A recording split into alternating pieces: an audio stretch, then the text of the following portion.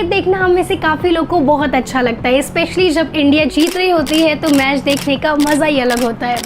Technology, coding, software engineering, ये कुछ ऐसे डोमेन हैं जो कि हर एक क्षेत्र में अपना कंट्रीब्यूशन देते आए हैं, चाहे वो क्रिकेट हो, मूवी इंडस्ट्री हो, बॉलीवुड इंडस्ट्री हो, फूड, फार्मिंग, हॉस्पिटल, हर एक क्षेत्र में सॉफ्टवेयर इंजीनियर्स ने, टेक्नोलॉजी ने अपना कंट्रीब्यूशन बखूबी दिया है। आज की वीडियो में हम बात कर रहे होंगे कि क्रिकेट जो मैच होता है, जो कि ऑलरेडी इतना ज़्यादा इंटरेस्टिंग, इतना दिलचस्प होता है, उसे टेक्नोलॉजी की हेल्प से और किस तरीके से इंटरेस्टिंग बनाया जाता है। बहुत सारी टेक्नोलॉजी यूज़ होती है, हॉक आई सिस्टम यूज़ होता है, हॉटस्पॉट टेक्नोलॉजी यूज़ होती है और बहुत सारी ऐसी न्यू टर्म्स है जो आपको आज की वीडियो में सीखने को, समझने को मिलेंगी। तो चलिए आज का वीडियो शुरू करते हैं।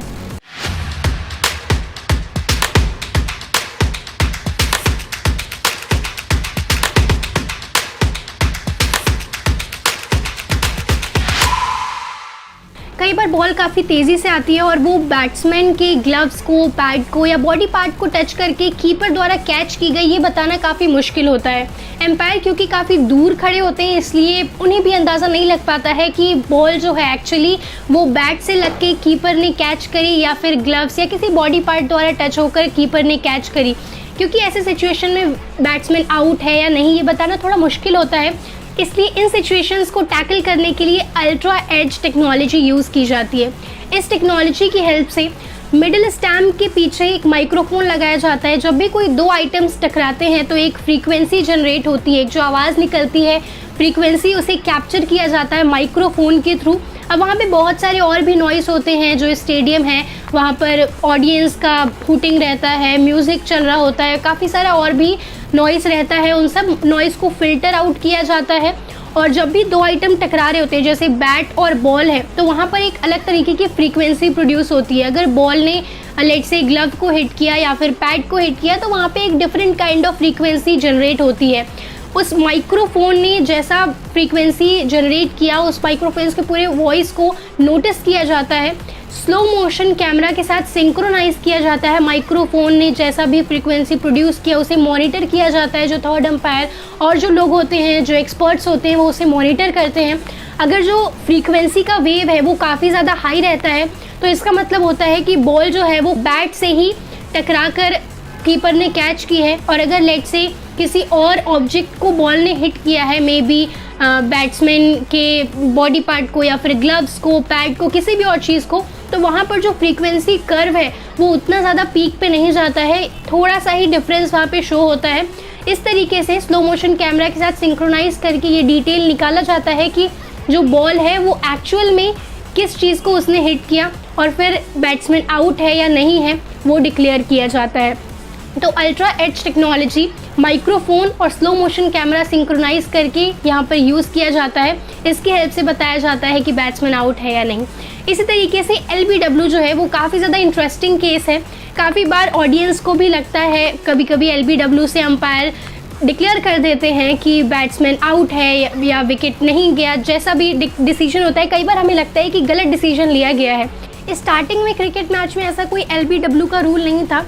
तब अगर लेट से जो बॉलर है उसने बॉल फेंका और अगर बैट्समैन ने बॉडी पार्ट का यूज़ करके अगर बॉल को खेल लिया और अगर प्रिवेंट कर लिया कि जो बॉल है वो विकेट पे, स्टैम्प पे नहीं लगी, तो कोई ऐसा रूल ब्रेक वाला चीज़ नहीं माना जाता था। पर धीरे धीरे ये हुआ कि क्रिकेटर इस चीज़ का काफ़ी ज़्यादा फ़ायदा उठाने लगे। जो बैट्समैन होते थे वो बैट से बॉल को नहीं खेल के बॉडी पार्ट से थ्रो करते थे या फिर इस तरीके से बॉडी पार्ट को आगे लाते थे कि जो स्टैम्प है उस पर बॉल नहीं लग पाए, इस तरीके से वो आउट नहीं होते थे। सो 1935 में एक रूल बनाया गया, LBW रूल 1935 से पहले ही बनाया गया था। उसमें ये कहा गया था अगर जो बॉल है वो इन द पिच ड्रॉप होकर अगर बॉडी पार्ट पे लगती है क्रिकेटर के तो वो आउट कंसिडर किया जाएगा। क्योंकि अगर अंपायर को ऐसा लगता है कि जो बॉल है वो ड्रॉप होकर विकेट पे लगती है और विकेट पे नहीं लगकर अगर क्रिकेटर की बॉडी पार्ट पे लगती है तो वो उसे विकेट आउट कंसिडर कर सकते हैं।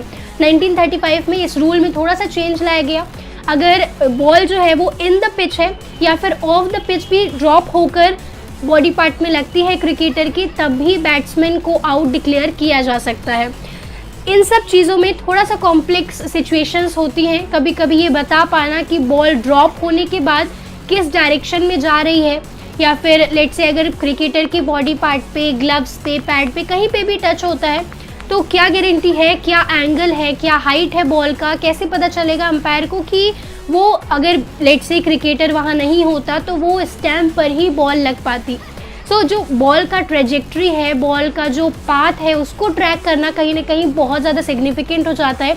LBW जो सिचुएशंस होती हैं उनमें पहला डिसीजन ये लेना होता है कि जो बॉल है उसकी ट्रेजेक्ट्री क्या क्या है। अगर बॉल ड्रॉप हो रही है इन द पिच, मतलब जो स्टैम्प है उसका जो ये लाइन होता है अगर इन द पिच है या फिर ऑफ द पिच है, अगर वहाँ से ड्रॉप हो रही है तो उसका आगे की ट्रेजेक्ट्री जो है, एंगल किस किस एंगल पे वो जा सकती है, इसको ट्रैक करने के लिए एक अच्छा खासा सिस्टम 6 कैमराज लोकेट किए जाते हैं और वो अच्छे से पूरा ट्रैक करते हैं। बॉल का जो पोजीशन होगा, ट्रेजेक्ट्री होगा, वो डिक्लेयर करते हैं, डिज़ाइन करते हैं।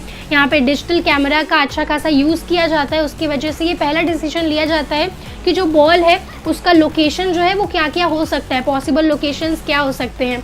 अगर किसी भी लोकेशन पे किसी भी एक्सपेक्टेड बॉल की जो ट्रेजेक्ट्री है, जो पाथ है, वो विकेट को, स्टैम्प को हिट कर रही होगी तो पहला तो यहाँ पे क्लियर हो जाता है कि आउट कंसिडर किया जा सकता है।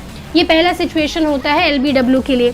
LBW में दूसरा एक और सिग्निफिकेंट डिसीजन लेना होता है कि जो बॉल है वो बैट्समैन के बॉडी पार्ट को हिट करी है या फिर क्रिकेट जो बैट होता है उसे हिट करके गई है। ये भी एक बहुत इंपॉर्टेंट डिसीजन होता है LBW में।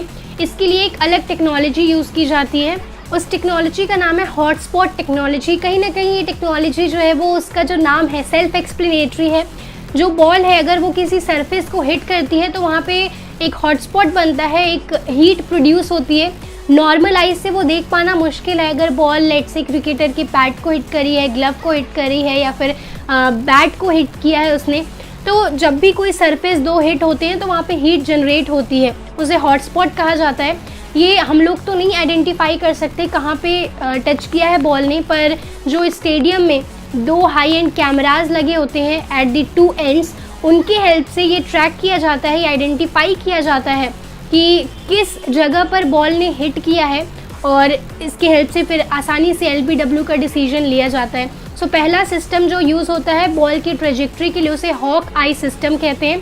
Hoc eye system plus hotspot technology, इन दोनों टेक्नोलॉजीज़ की हेल्प से LBW का डिसीजन आसानी से लिया जाता है। जो बॉल है उसके ड्रॉप होने का 3 लोकेशन हो सकता है, या तो आउटसाइड ऑफ स्टैम्प या फिर इन द पिच या फिर आउटसाइड लेग स्टैम्प। अगर 2 सिचुएशंस है, इन द पिच या फिर आउटसाइड ऑफ स्टैम्प, तो उसके बाद ट्रेजेक्ट्री बॉल की देखी जाती है, क्या क्या उसके जाने की पोजीशन होती है। अगर विकेट की तरफ उसके चांसेस होते हैं जाने के तो फिर वहाँ पे पहला सिचुएशन क्लियर हो जाता है, जो कि हॉक आई सिस्टम के थ्रू ये सब कुछ मॉनिटर किया जाता है।